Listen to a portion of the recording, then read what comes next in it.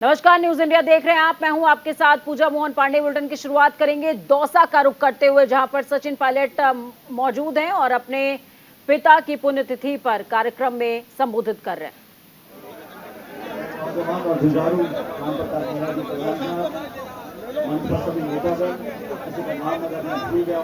क्षमा करें।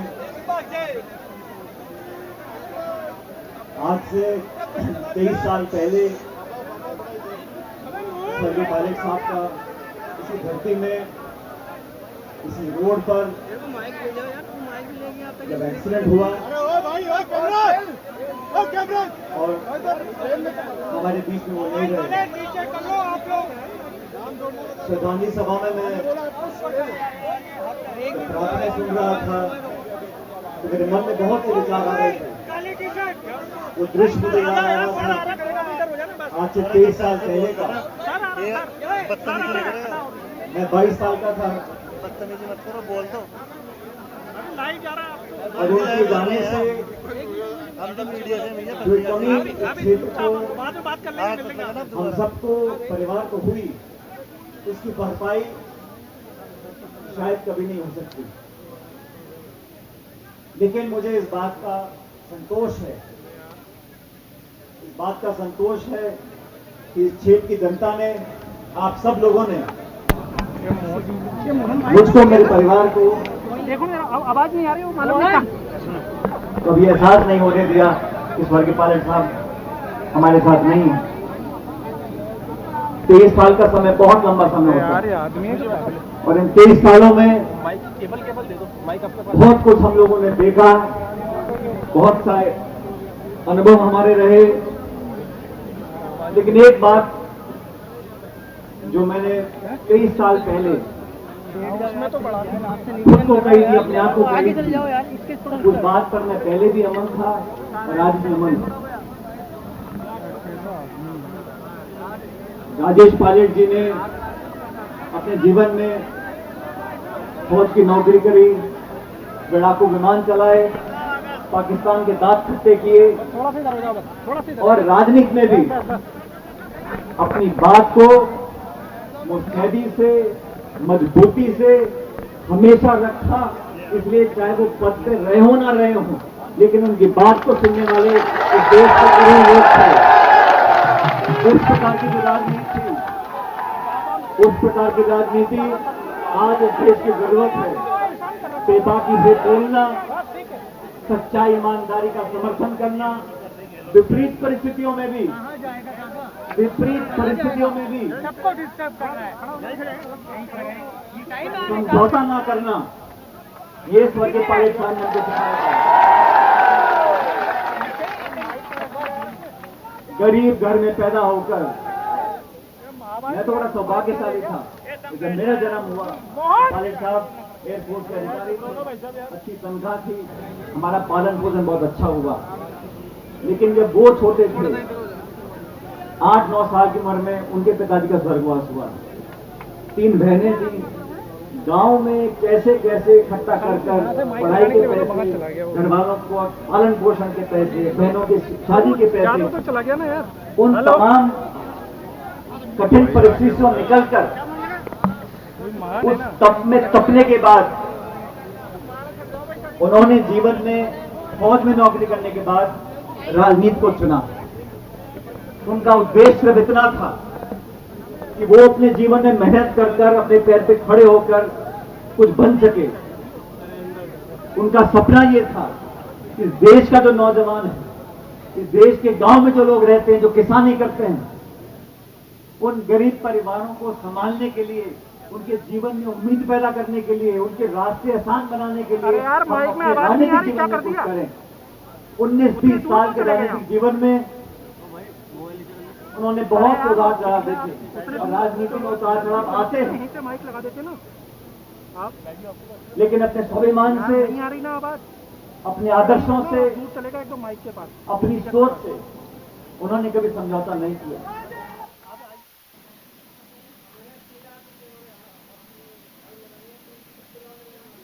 तो सचिन पायलट को सुन रहे थे आप। उन्होंने अपने पिता को याद किया है, उनके सियासी सफर को याद किया है। अब सीधे रुख करेंगे रामलीला मैदान का और बात करेंगे रामलीला मैदान की, क्योंकि 2011 में आम आदमी पार्टी के सफर की शुरुआत जहां से हुई थी, 12 साल बाद आम आदमी पार्टी वहीं पर अदम्य साहस के जुगाड़ के लिए एक बार फिर से पहुंची है। केंद्र सरकार के अध्यादेश के खिलाफ आम आदमी पार्टी की हुंकार है।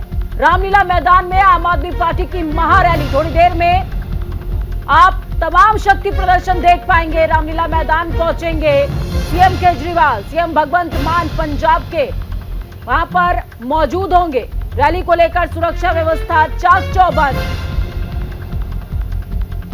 2011 अगस्त का वो दौर याद कीजिए जब मेरे देश की धरती सोना उगले उगले हीरे मोती, भगत सिंह के गाने मेरा रंग बसंती चोला इसी रामलीला मैदान में गूंज रहा था और मांग उठी थी लोकपाल की।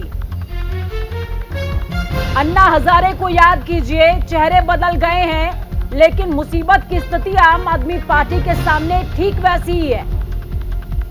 लड़ाई आज भी केंद्र सरकार से है, तब भी केंद्र सरकार से थी।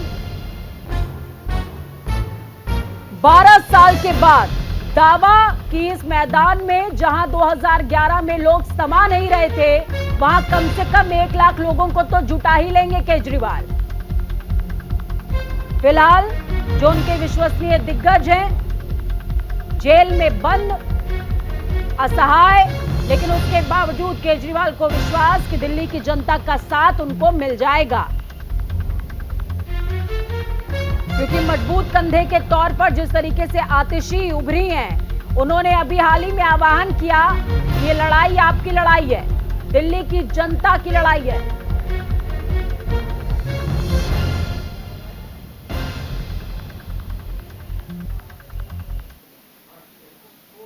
तो चलिए ग्राउंड जीरो का रुख करते हैं। मनीषा और नमित हमारे साथ में ग्राउंड जीरो से मौजूद हैं। ग्राउंड 2 पर है नमित। सबसे पहले नमित का रुख करेंगे। नमित, क्या तस्वीरें आप साझा कर रहे हैं? 2011 अगस्त की लड़ाई एक बार फिर से 2023 में मुखर हो रही है और आम आदमी पार्टी फिर से जनता का साथ चाह रही है। जनता के मन में क्या मूड क्या है? हेलो नमित, आप तक मेरी आवाज पहुंच पा रही है? चलिए मनीषा का रुख करेंगे। नमित के पास में वापस आऊंगी। मनीषा, आपसे समझना चाहेंगे, आम आदमी पार्टी की मुखरता एक बार जनता की तरफ दोबारा से देखने को मिल रही है। मंच पर कौन मौजूद है? क्या कुछ व्यवस्थाएं आप देख पा रही हैं? जनता के दिल में क्या है? जनता क्या साथ देने के इरादे में है या डुबो देगी?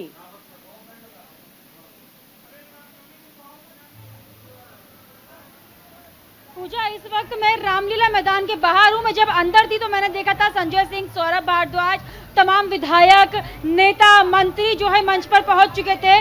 बस अरविंद केजरीवाल जी का इंतजार हो रहा था और अभी मैं रामलीला मैदान के बाहर आई हूं। मैं आपको दिखाना चाहूंगी पूजा, जन सैलाब दिल्ली का यहाँ पर उमड़ा हुआ है। 1 लाख लोगों को जुटाने की यहाँ बात कही जा रही थी और देखिए आप जन सैलाब, देखिए बाहर, देखिए आप रामलीला मैदान के अंदर तो हजारों की संख्या में लोग बैठे हुए हैं क्योंकि भारी मात्रा में भीड़ अंदर जुटी हुई है। लेकिन अभी यहाँ पर देखिए, यहाँ पर अभी भी लोगों का आना जाना जो है शुरू है। पीछे की तरफ देखिए, यहाँ से लोग आ रहे हैं और रामलीला मैदान की तरफ जाना उनका शुरू है। जो तमाम दिल्ली के पार्षद है आम आदमी पार्टी से, तमाम विधायक है, वो अपने एरिया के लोगों को इकट्ठा करके यहाँ पर देखिए साथ में लेकर आ रहे हैं। और देखिए भीड़, देखिए महिलाओं से लेकर युवा और बुजुर्ग, हर तरह की भीड़ यहाँ पर मौजूद है और लोग शामिल हैं। हर कोई यहाँ पर बात कर रहा है केंद्र सरकार के लाए अध्यादेश की और उसको वापस लाने की मांग जो है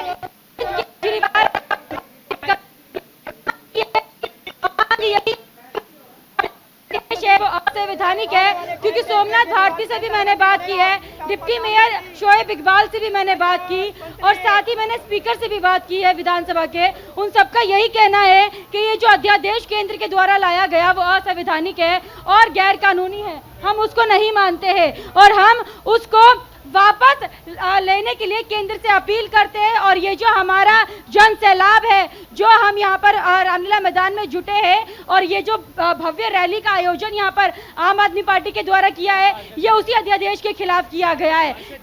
हालांकि यहाँ पर कई लोग जो है ये भी बोल रहे थे बीजेपी से कि आम आदमी पार्टी भ्रष्टाचार करती है। पार्षद मेरे साथ आम आदमी पार्टी के हैं। सर क्या कहेंगे? आदिपुरुष जी हैं आप क्या कहेंगे? ये जो बीजेपी के द्वारा अध्यादेश लाया गया, केंद्र के द्वारा अध्यादेश लाया गया, क्या उसी के खिलाफ आप लोग मांग कर रहे हैं? बैकफुट पे आपको पता है कि जब सुप्रीम कोर्ट की 4 बेंचों के जजों ने एक स्टेटमेंट दे दी कि भाई जो दिल्ली के जो चुने हुए सीएम हैं वो इस पे फैसला ले सकते हैं, और अब जो है सेंट्रल ने एकदम से जो अध्यादेश आपस में उन्होंने लेकर आ गए, तो ये गलत है। हम तो कहते हैं कि मोदी जी, हम तो नहीं कहते, आप भी देश के प्रधानमंत्री हो, हम आपके भी साथ में हैं, मगर अगर आपने एक मौका अरविंद केजरीवाल जी को जनता ने दिया है तो एक बार उनको आप ये काम करने तो दो, कम से कम एटलीस्ट उस पर जब जनता ने भरोसा जताया है तो फिर उसके खिलाफ इस तरीके का नहीं होना चाहिए, हमारी यही मांग। देखिए सुना पूजा आपने, जिस तरीके से ये आम आदमी पार्टी से पार्षद हैं और ये कह रहे हैं कि प्रधानमंत्री मोदी जी हमने यहाँ पर विश्वास जताया है और उसी विश्वास को बनाए रखने के लिए हम आपसे अपील करते हैं, जो अध्यादेश आप लेकर आए ये तानाशाही दिखा रहा है और हम इसको नहीं मानेंगे। और एलजी जो है आपके कहने पर काम करता है, क्योंकि लगातार आम आदमी पार्टी के लोग यही कहते हैं कि एलजी अपने तरीके से काम नहीं कर रहा है, वो केंद्र के कहने पर चल रहे हैं। एलजी भी तानाशाही कर रहे हैं, केंद्र सरकार भी तानाशाही कर रहे हैं, और यहाँ पर काफी सारे विपक्षी नेता भी जुटेंगे। कपिल सिब्बल का सबसे बड़ा नाम यहाँ पर आया था, पूजा कपिल सिब्बल आएंगे। मनीषा, मैं कपिल सिब्बल पर ही आ रही थी आपके पास। मनीषा, मैं कपिल सिब्बल पर ही आ रही थी आपके पास में। तमाम दर्शकों को ये बता देते हैं कि आम आदमी पार्टी ने अपने आधिकारिक ट्विटर हैंडल से ट्वीट करते हुए कपिल सिब्बल का स्वागत किया है। और कपिल सिब्बल कौन है ये समझ लीजिए। कपिल सिब्बल कांग्रेसी नेता हैं जिनको सपा के समर्थन से राज्यसभा पहुंचाया गया है। अब इनडायरेक्टली सपा और कांग्रेस का इंक्लूजन तो हो चुका है इस अभियान में, इस महारैली में। मनीषा, आपसे समझेंगे कपिल सिब्बल कितनी देर में पहुंच जाएंगे, केजरीवाल कितनी देर में पहुंचेंगे? हुजूम से आप बात कर ही रही हैं।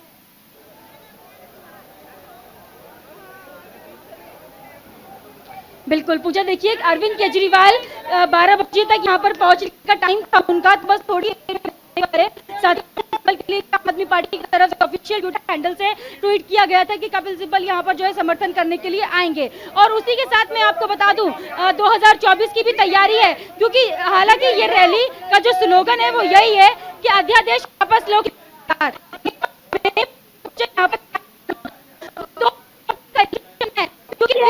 नहीं, काफी टाइम से ये हम देख रहे हैं, चाहे वो बिहार के मुख्यमंत्री का दिल्ली दौरा हो तो वो अरविंद केजरीवाल से मिलते हैं, अरविंद केजरीवाल जी उनसे मुलाकात करते हैं। साथ ही कई विपक्षी नेता ऐसे हैं जो मिलकर ये रणनीति बना रहे हैं कि केंद्र से किस तरीके से 2024 में लड़ा जाए, क्योंकि हर कोई विपक्षी नेता ये चाहता है कि इस बार प्रधानमंत्री को उनके पद से हटाना है। और अभी भी सौरभ भारद्वाज भी मीडिया से बात करते हुए यही कह रहे थे कि तानाशाही की सरकार है और तानाशाही की सरकार को हमें दिल्ली से ही नहीं पूरे केंद्र से उखाड़ कर फेंकना है। जब मैंने उनसे सवाल किया कि सत्ता में होते हुए भी क्या आपको ऐसा लगता है कि आप स्ट्रगल कर रहे हैं दिल्ली में, तो सोमनाथ भारती ने भी यही कहा और सौरभ भारद्वाज ने भी यही कहा कि देखिए दिल्ली में, तो सोमनाथ भारती ने भी यही कहा और सौरभ भारद्वाज ने भी यही कहा कि देखिए तो जारी रहेगा, क्योंकि आम आदमी पार्टी के जो मुखिया हैं अरविंद केजरीवाल जी ऐसे नेता हैं जो कि स्ट्रगल करके ही आगे बढ़े और वो स्ट्रगल में ही विश्वास रखते हैं। उनका ये मानना है कि जब तक हम लोगों के बीच नहीं जाएंगे, उनसे बातचीत नहीं करेंगे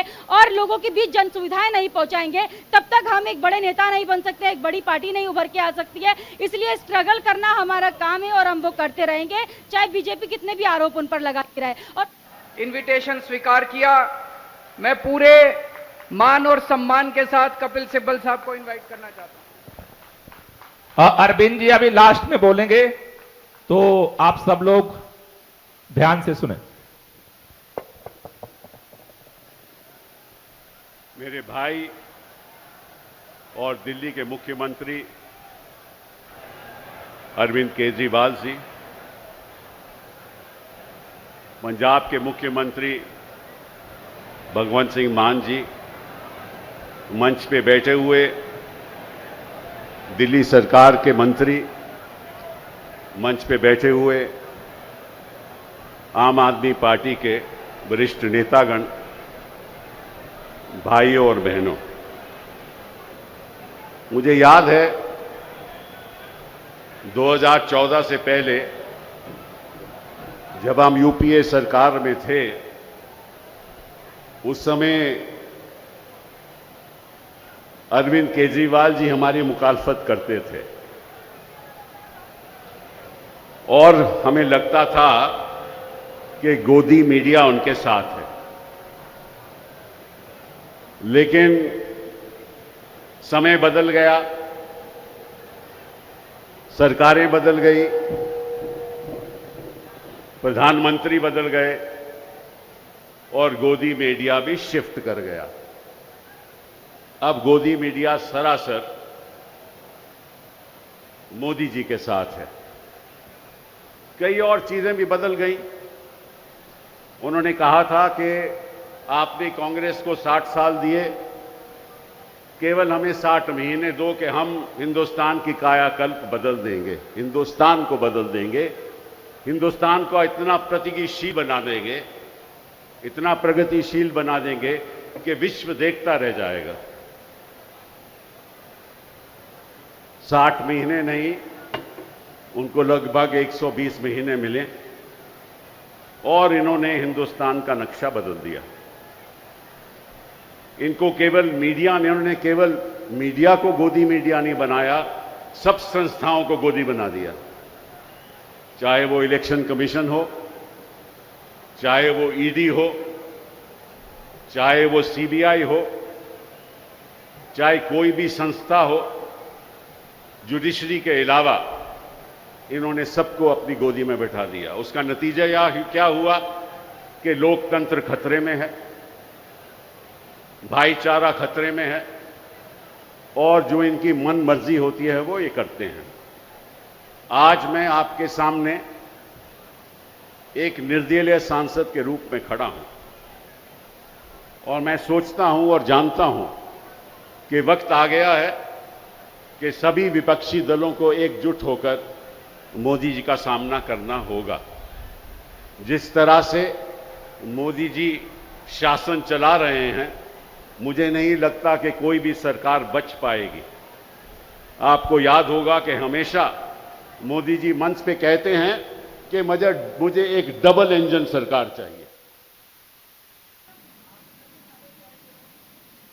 तो 26 नवंबर 2012 ये वो तारीख है जिस दिन रजिस्ट्रेशन हुआ था आम आदमी पार्टी का। 10 सालों से भी कम का समय और राष्ट्रीय पार्टी का दर्जा।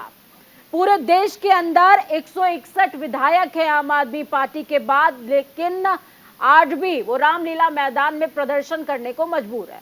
दूसरी तरफ केंद्र सरकार के अध्यादेश के खिलाफ दिल्ली के रामलीला मैदान में आम आदमी पार्टी बड़ी रैली कर रही है, जिसकी तस्वीरें भी हम आपको लगातार दिखा रहे हैं, जिसमें आम आदमी पार्टी के तमाम बड़े नेता पहुंच रहे हैं। इस मुद्दे पर पंजाब सरकार के कैबिनेट मंत्री कुलदीप सिंह धारीवाल ने न्यूज इंडिया से खास बातचीत की है। उन्हें भी सुनिए, वो क्या कुछ कहते नजर आए।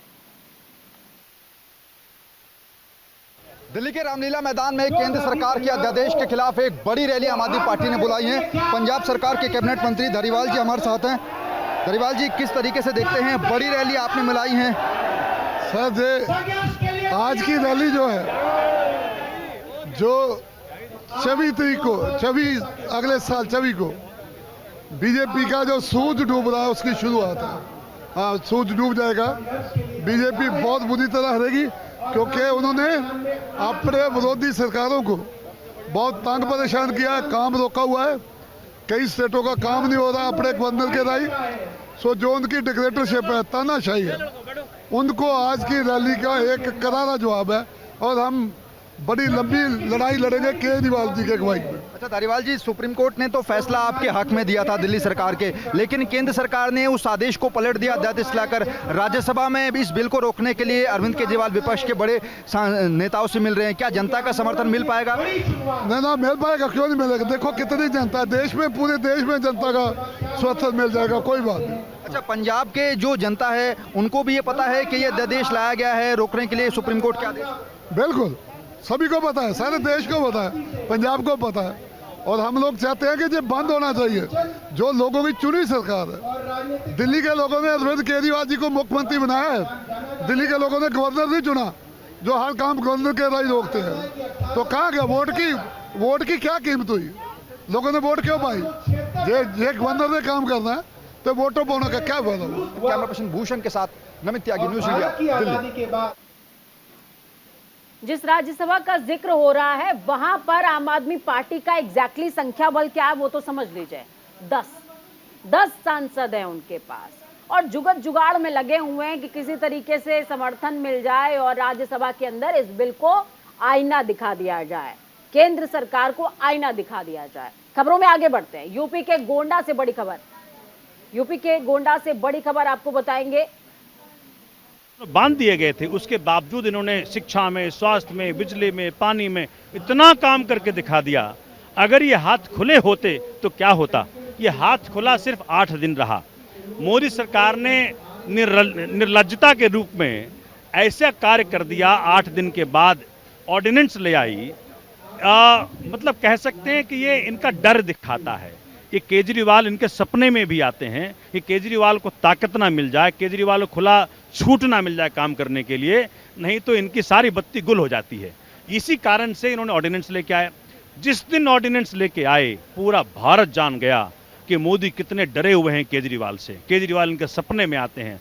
अलोकतांत्रिक, असंवैधानिक ऐसा कार्य जो पूरे तो केंद्र सरकार डरी हुई है, ये बात सोमनाथ भारती न्यूज इंडिया से साफ तौर पर कह रहे हैं। और क्यों डरी हुई हो सकती है वो समझिए।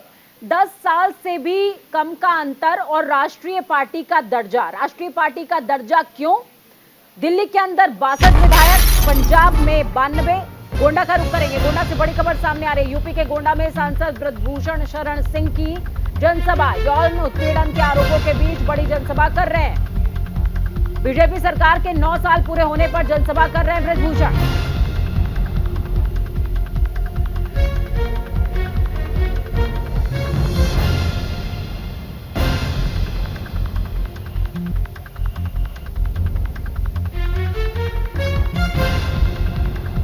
यूपी के गोंडा में सांसद ब्रजभूषण की जनसभा हो रही है। यौन उत्पीड़न के आरोपों के बीच बड़ी जनसभा कर रहे हैं ब्रजभूषण शरण सिंह। और इसको अयोध्या